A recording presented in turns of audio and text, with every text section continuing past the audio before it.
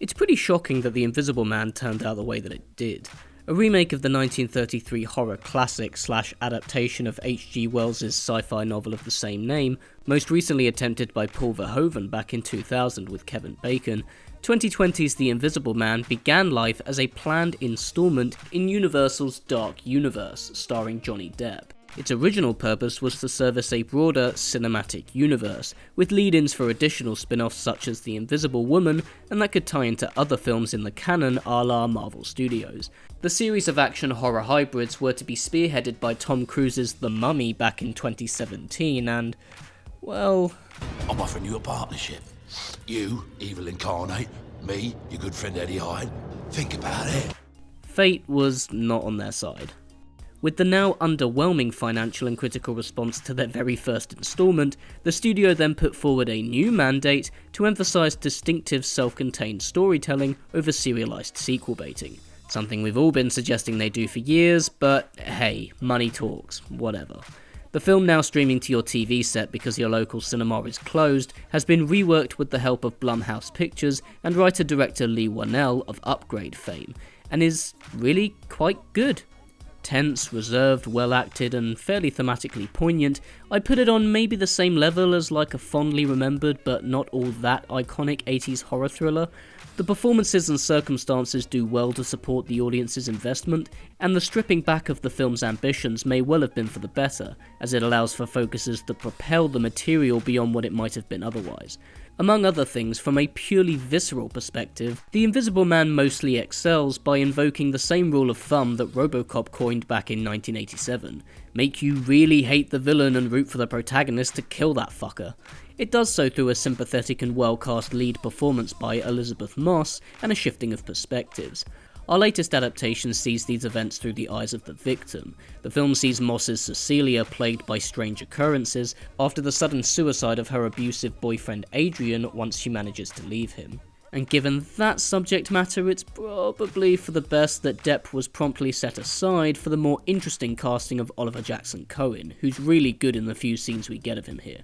Anyone that knows me knows that I have a real fondness for flicks that seemingly marry quality genre shenanigans with relevant social commentary.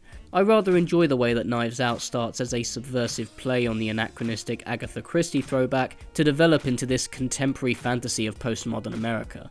The Invisible Man essentially wants to do the same thing, but for the Me Too movement. In a tweet, I described this particular version's premise as, what if Harvey Weinstein had an invisibility suit, and that is effectively what Whannell is channeling here, framing the story from the perspective of Cecilia, the victim of the Invisible Man's torment, abuse and gaslighting, gives the material a more contemporary spin. The possibility of our main antagonist being her old, controlling and violent boyfriend, who by the way just so happens to be a well-respected and renowned optics engineer and wealthy businessman, recontextualizes the story with the thematic real-world horror of dangerous men with the sort of power that affords them a kind of invisibility in real life.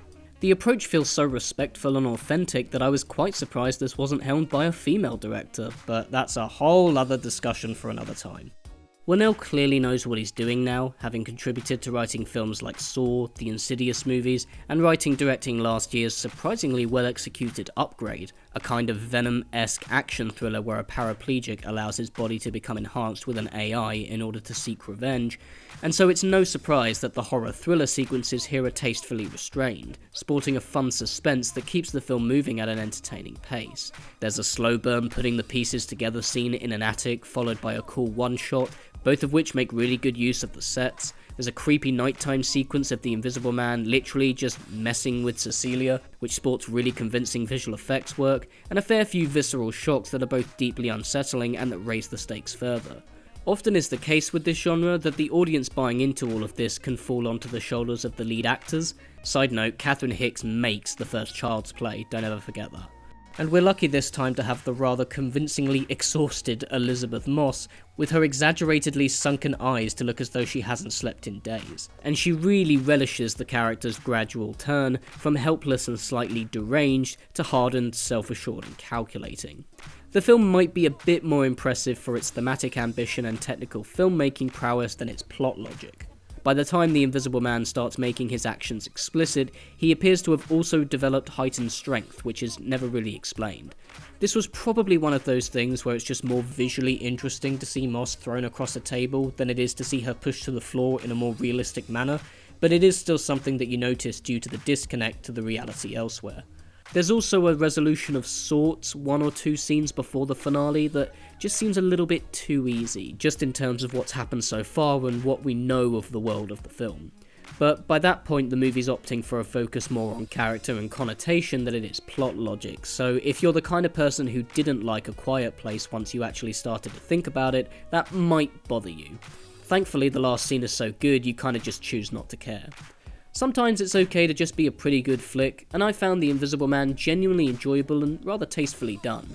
Made on a more modest budget of $7 million to gross about $100 worldwide, a stark contrast to how they did The Mummy, the film acts as a far stronger foundation to build a series upon, and is a refreshing example of how best to remake a classic story. You really don't have to put ridiculous amounts of money behind it. All you need is an already marketable IP, a good cast, decent script, and faith in a slightly different approach. Make sure you're staying safe out there everyone, and stay indoors.